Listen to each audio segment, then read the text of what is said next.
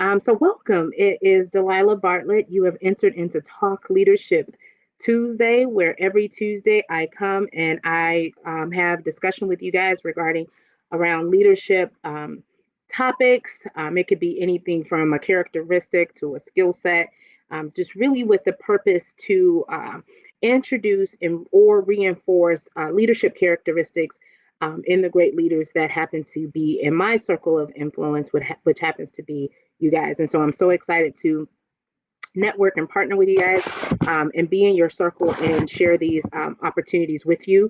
I won't belabor the time. I hope you guys are following me on social media, Facebook, The Leader Appears, or Instagram, The Leader Appears. You also can learn a little bit more about me on my website, delilahbartlett.com. A lot of good information there if you're interested in some other avenues of opportunity or engagement opportunities that I have. DelilahBartlett.com is going to do a great job of highlighting those so that you can connect with me. So this week's topic, if you had not heard, if you had not seen on my social media, is the real imposter syndrome. So it started off actually with imposter syndrome. I want to come and talk a little bit about that and the barrier that it can be to great leaders.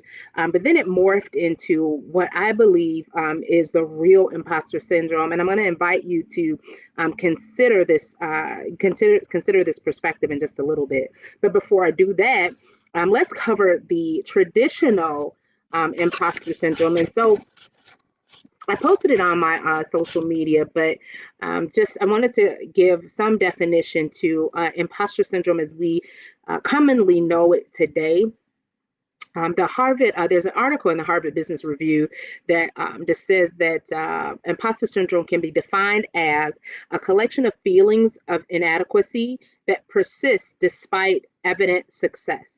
So basically, you feel like you're not the real deal, even though you got the proof, even though you have the reviews, even though you have the commentary from leaders around you.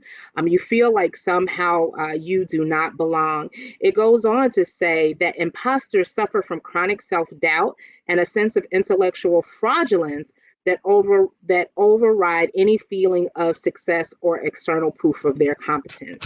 Now, I'm not just going to read this to you. I'm actually going to share just a brief story. I remember having this feeling, and I'm kind of sure some of you have had this as well. That's why it's been put on my heart to share.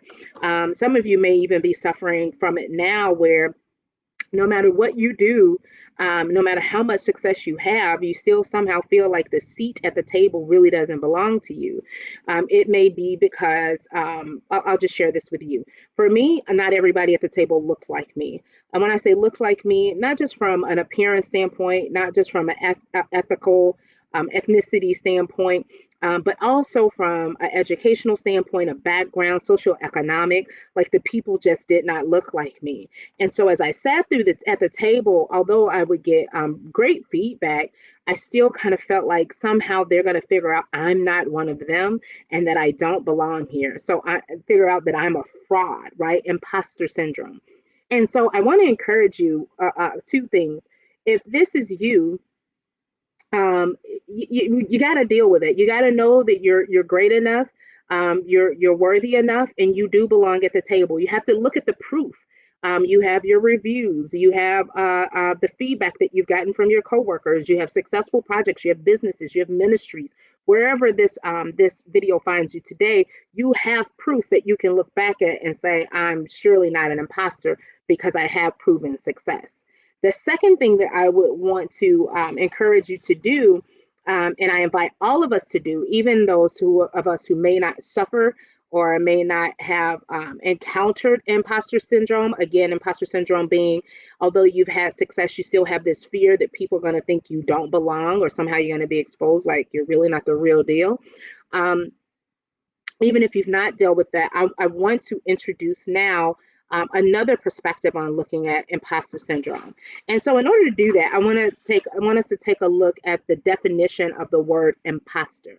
And so, when I looked up the word imposter, and I believe this was from Oxford, a person who pretends to be someone else in order to deceive others. And then it goes on to say, especially for fraudulent gain. So, an imposter, again, and for those who are taking notes, is a person who pretends to be someone else in order to deceive others. So, this is someone who shows up pretending to be someone else in order to make people think that they're someone else. And so, where the traditional definition of imposter syndrome is you're you, but you don't believe you is good enough. The definition of imposter is you're just not even being you. And so, the note that I took that I wanted to share with you guys, the notes that I took earlier when I was really looking into this, is the true imposter syndrome is not the fear of not being who people think you are, but but not being who you are.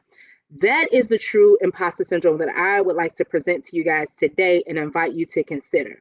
Invite you to reconsider the definition of imposter syndrome. Again, not being fearful that someone's going to find you out to be who you be who who you truly are, but you showing up not being who you are.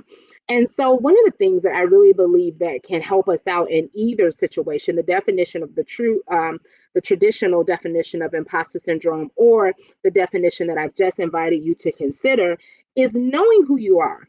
And when I say knowing who you are, meaning who you are and why you are. What purpose do you serve in life? What is your destiny and calling? Why do you show up every day and play in the places that you play, engage with the people that you engage? If you know that, the opportunity for you to feel like an imposter by any of those two definitions is minimal, or at minimum reduced significantly.